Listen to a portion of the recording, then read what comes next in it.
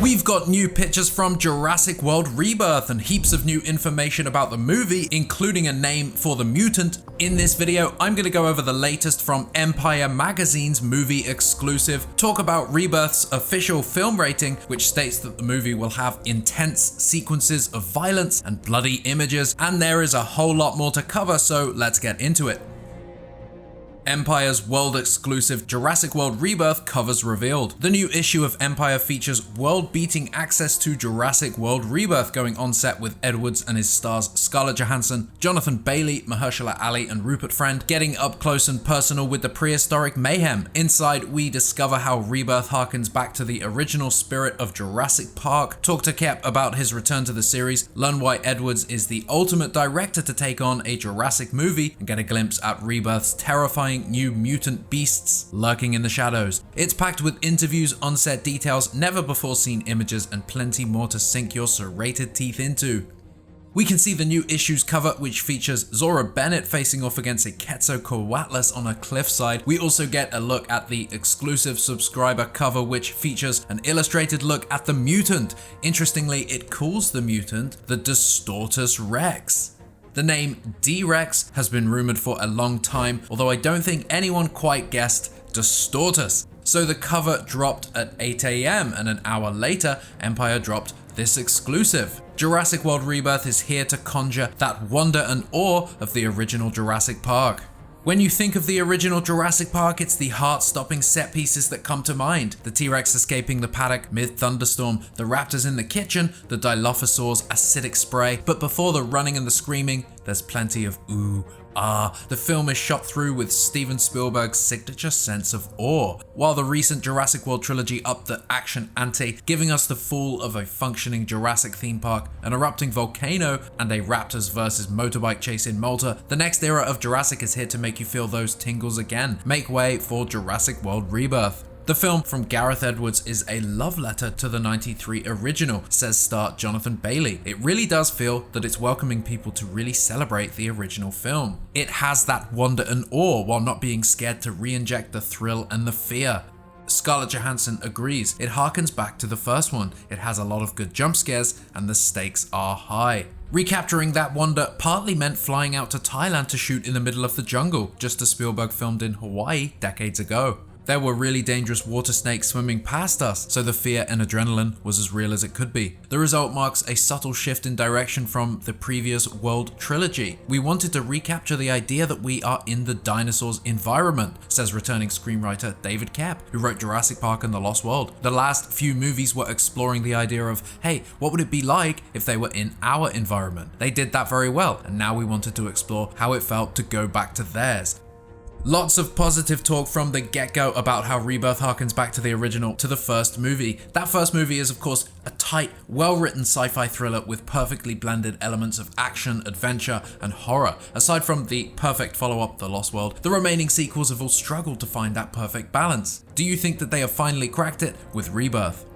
Two new images accompany this interview, one showing Jonathan Bailey, the other Scarlett Johansson. The picture of Dr. Henry Loomis is from the first act when Zora, Dr. Loomis, and Martin Krebs, who is in the background with the hat, meet with Duncan Kincaid in the bar. Dr. Loomis appears somewhat bemused, sporting what I believe is a Nikon ZFC. He's sporting Dr. Grant's clothing, and behind him, the jaws of Jaws. Set photos from this location showed what appeared to be other skeletons as part of the set decoration, and behind Dr. Loomis, we can see dinosaur jaws above the bar.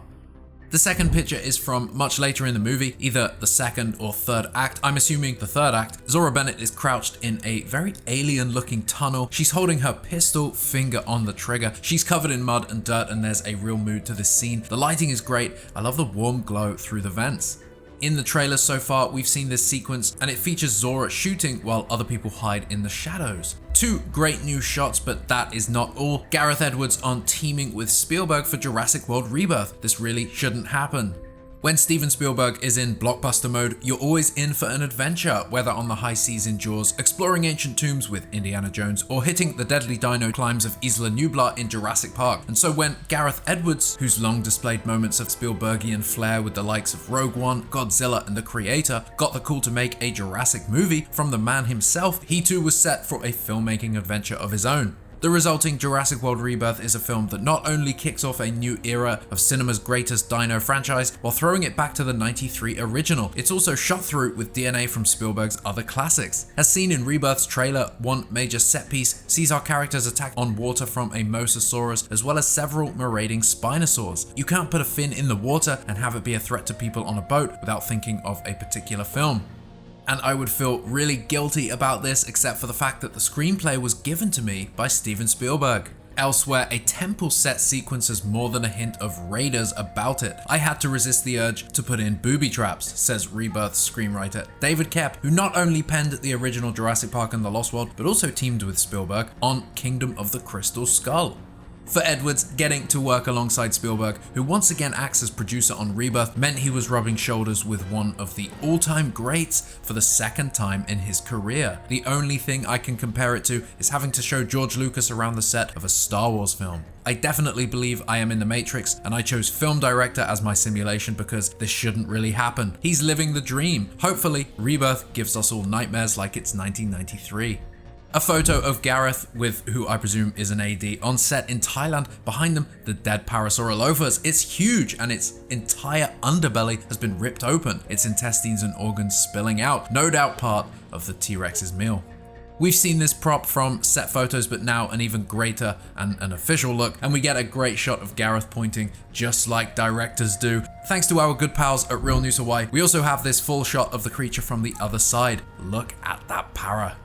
David Koepp posted this on his Instagram, the title page of Rebirth's screenplay. It's incredibly rare to see the full list of revisions, and while I do personally think they were writing this movie earlier than May 2024, look at these dates. Production white, 14th of May 2024, yellow revisions 14th of June, second yellow revision draft 16th of September 2024. David Koepp even states, look, you only get to the second yellow set of revision pages if you really care. We care. Lovingly handmade dino fun coming your way on July 2nd. For those who don't know what the revision colors mean, it's basically a way that those involved in the production, in the screenplay, can easily keep tabs on the latest changes and revisions, and anytime a change is made to the script, those changes are printed or at least saved in the next color: blue, pink, yellow, green, etc. And not every movie makes it this far. Rebirth was filming in June and through to September. Looking at these revision dates, nothing seems too out of the ordinary. A lot of tinkering happens close to filming, but it's more often than not that these are all small changes, nothing too drastic for the plot. Jurassic World Rebirth is officially rated PG-13. The information comes from filmratings.com. You can see all of the world movies there, and Rebirth sits there with a rating of PG-13. Let's check out the details. Thanks to Josh, who first found this rating. There were rumors for quite some time about Jurassic World Rebirth being rated R. We shared in a previous video about one of Jurassic World Rebirth's makeup artists, somebody from the makeup department, saying that the movie was brutally violent. And while an R-rated Jurassic movie is something I would really love to see, Rebirth's chances of being a full-on horror film were incredibly slim. I mean, honestly, there was really no chance of it. I wanted to see it. I wanted to see an R-rated Jurassic, but it was unrealistic that Rebirth would be that movie. But that doesn't mean that the PG-13 rating can't give us the scares and the terror that we desire. And interestingly, it's the description given here that will get you excited. Rated PG-13 for intense sequences of violence, action, bloody images, some suggestive references, language, and a drug reference. Comparing it to the other descriptions on the page, none of the previous movies mention blood. Jurassic World and Fallen Kingdom mention science fiction violence, Dominion mentions some violence, whereas Rebirth states intense sequences of violence and action. I do think that Rebirth is going to be darker than the previous 3 world movies. It's still going to be in line with them, but I think we're going in a new direction, and the cast, the crew are all indicating as such. I think Gareth is going to give us something with more terror, and that is of course backed up by what a lot of people have said about the movie, and even the director himself has called the movie an action horror.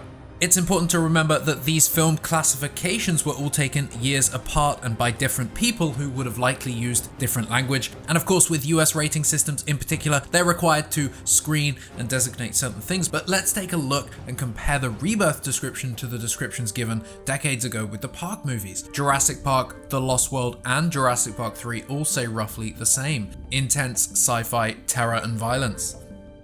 This is the first movie to be rated with bloody images and a drug reference. Rebirth has more information overall in that description, and I wonder what the drug reference will be referring to. Do you think it's a recreational drug reference or something to do with Martin Krebs and the pharmaceutical drug industry? Great to learn the film's rating once and for all. We of course expected nothing less, but there was still a tiny bit of hope that it might be rated R. But I am glad to read the words intense, violence, and bloody. Bring it on. There might be a brand new book on the way about the making of Jurassic World Rebirth. An Amazon listing shared by Muzzlemil states, Jurassic World Rebirth, the evolution of a cinematic phenomenon. The book offers an in-depth exploration of Jurassic World Rebirth, delving into its production, themes, characters, and the groundbreaking special effects that brought prehistoric creatures to life once again. Now the link itself does appear to be broken. This could be a glitch in Amazon systems, but we did find the listing ourselves in a Google search, which also included listings for different countries. Something is definitely in Amazon's system. Let's hope it's real. New Mattel Rebirth items are appearing on shelves, and this lab lockdown T-Rex gives us some insight into the movie. Thanks to Jurassic Addict for sharing these photos. This T-Rex sculpt and pose looks pretty great, but the title Lab Lockdown is what is piquing my interest. Will we be seeing the T-Rex inside of the lab? What exactly happens inside that lab, and when does the sequence take place? We also have more toy drops coming in that give us a look at new Rebirth items. Universal tie-in program Beyond the Gates debuted some Rebirth figures with Neems hosting, the super colossal Mosasaurus, the Spinosaurus Danger set featuring Dr. Loomis, Dr. Bennett, Dr. Spinosaurus, and some weapons. The Titanosaurus is also here, and looking through the 2025 product guide, there's a lot more coming.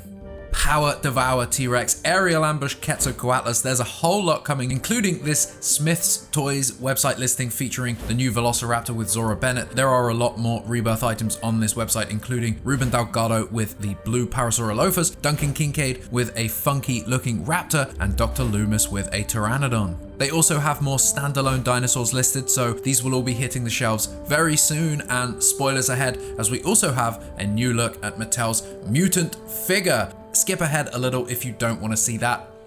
But here is the mutant figure. Notice the coloring, which I guess could be accurate to the film. We've only seen this creature so far bathed in thick red lighting. What do you think? One small thing, during the promo for Ryan Coogler's Sinners movie, the director spoke about how great it would be to see Jurassic Park in IMAX. What it'll be for me is Jurassic Park. Ooh, that's great. Jurassic Park. I want to see the Brontosaurus. I want to see the T-Rex when it's, you know what I mean, when it bites the lawyer. No offense to my lawyers, you know what I'm saying? When the T-Rex bites, I want to see the lawyer. I want to see that like that. So Jeff Goldblum in the stall. Bruh. You know what I'm saying? Goldblum was in the stall? No, he was in the car. Goldblum wasn't in the bathroom? No, I was the lawyer in the bathroom. That was the lawyer. Goldblum was in the car. That's right. And you know, see the cup with the ripple? Yes, that's right. IMAX. That's right. He speaks about the movie with a lot of passion. He's clearly a fan. Could he be a great director pick for a future Jurassic movie? Have you seen Sinners? And what do you think about that? He's a great filmmaker who could certainly play into the dark and scary, but also the human aspects of the franchise. Trailer 2 is on the way, of course. Many are thinking it will come next week, but the reality is nobody really knows. There's no movement in the world of trailer ratings, but there is now nearly only 2 months to go until Rebirth hits cinemas. Do you even need another trailer? Would you be happy to wait and watch the movie on July 2nd, knowing that the current trailer is the only one you have seen? Honestly, I would. I have a feeling this second trailer is going to reveal a lot more from the movie. It's the final push, so it's going to show off some of the more climactic scenes to get audiences in seats. But I do hope that they save a lot for the movie itself. It would be refreshing to go into this movie almost having been a bit misled by the trailers. At least I hope that they keep some things as a big surprise. There are rumors and some actual evidence now that there is more than just the one mutant in this film. Another weird creature was described in the CinemaCon footage, so I wonder if that specific creature will be shown in the second official trailer. We shall see. Nothing else from me. Thank you for watching this video.